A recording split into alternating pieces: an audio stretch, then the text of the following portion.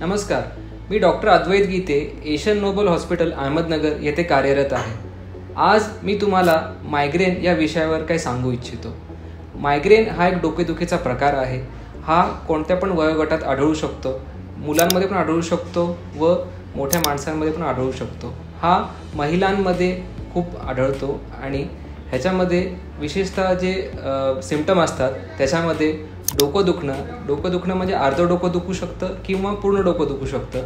त्याची तीव्रता जी आहे ती जसं दिवस वाढतो, जसं स्ट्रेस वाढतो, तसं डोकेदुखीचं प्रमाण जे आहे ते वाढत जाते।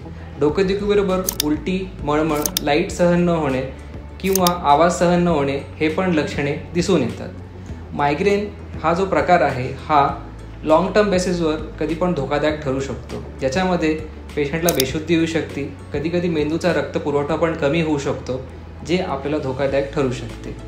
प्रत्येक डोकेदुखी ही काय मायग्रेन नसते, पण मायग्रेन जे आहे हे भारतामध्ये खूप कॉमन आहे। आणि समजा तुम्हाला अर्धं डोकं दुखतंय, उलटी मळमळ होती डोकं दुखण्याबरोबर आणि खूप दिवसांपासून दुखते, म्हणजे विशेषतः 3 महिन्यांपेक्षा जास्त ड्युरेशनपासून दुखतं आहे, तर तुम्ही पुढं इन्व्हेस्टिगेट करायला पाहिजे।